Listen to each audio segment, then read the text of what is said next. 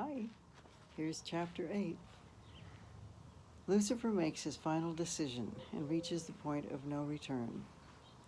Light bearer becomes adversary. Shortly after convocation, Lucifer came to see Abba. I will not accept this affront, he began. I insist that I be made the commander of the angels. Abba simply smiled a sad smile and, shaking his head, responded, Lucifer, once my light, you know me. You know that I love you, but you have lost much love and brilliance. You are letting him create. Why didn't you even consult me? I am more qualified to create this new order than he is, interrupted Lucifer. You are an angel, a created being. Have you forgotten who you are? Michael is one with me. He is God also. Come back to us. Come back to love. Give up your rebellion. Give us your allegiance, and you may yet be reinstated. But if you fight us, you will not win. We have talked long about this, you and I, and you know I speak the truth. There was a moment of silence, as if one last thread bound him to Abba, and then snapped. Opportunity gone, Lucifer rose and spat out the words, I will not obey him. I will not do any of his assignments. I will not carry out any of his orders. I loathe him. Then you are confirmed in your rebellion, asked Abba. If you insist on honoring him above me, I am resolute, stormed Lucifer. Then here are your orders from me. Prepare yourself to leave. Abba's voice was firm, his sad eyes like steel. You may no longer stay here. Leave? Where would I go? This is my home. You are familiar with the universe. You are free to go where you wish. But you may no longer live here with your rebellion, causing dissidence in the city of God. Abba's tone left no doubt. This is an outrage. This is not fair. Fair is what you used to be before you brought evil into your home. Now evil has cost you your home. I am truly sorry, too. It will eventually cost you your life, but you will not die immediately. We will keep you and yours alive until every question in the universe is answered. Upon hearing that, Lucifer turned and left, rage accentuating his walk, preparing for war. For days, Abba saw each angel individually to ascertain loyalty. Michael started organizing the angels coming to him to express loyalty as commanders of his companies. Clear that war was imminent, the gods met to plan how to proceed. And Abba shared with them, it is every bit as bad as you said, Ruach. It appears he will take a third of our angels, but he's not going to leave willingly, added Ruach. Yes, I know. Michael, are you ready? I have organized the loyal angels. I hope that when they see we have twice as many, they will leave without a battle. But if he can delude them this far, they might fight.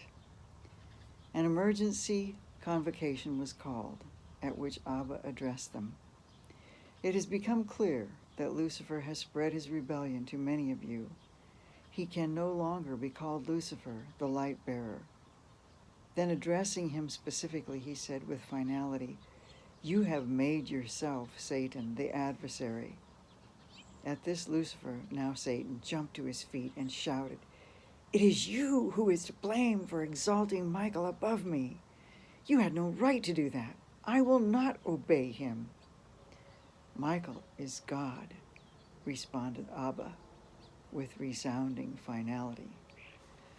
Long ago, he became Michael the archangel, the commander of the angels, in order to identify with you, to show you that we do not hold ourselves aloof from you, and that the nature of love is to give.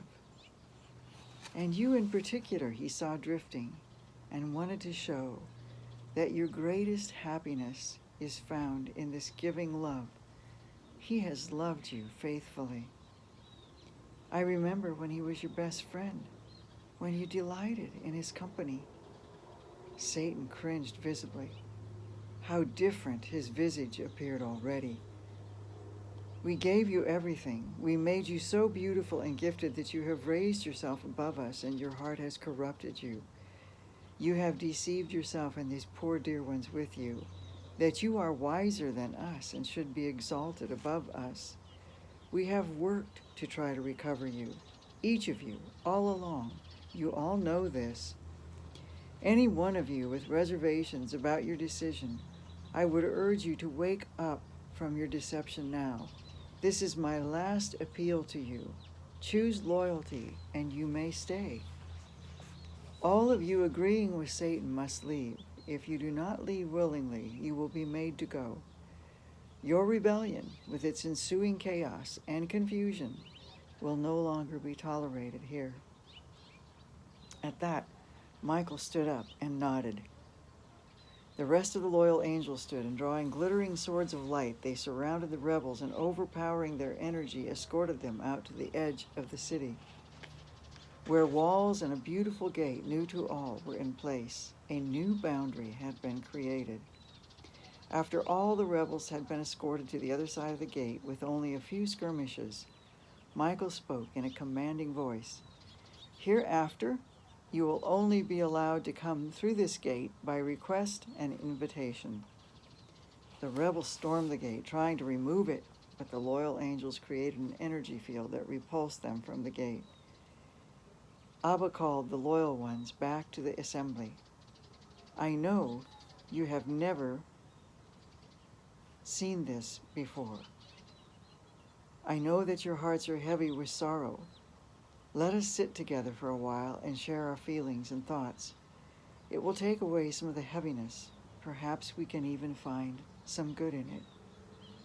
For some time they sat together, taking turns, sharing what the whole experience had been like for them. Many expressed their feelings of loss while everyone wept, and many more expressed relief that God had acted and set up a boundary that the dissidents could not cross, that life would return to normal here at home. Questions arose, showing fear had entered the realm. What would happen to the defectors? What would life be like for the rest of the universe outside these new walls?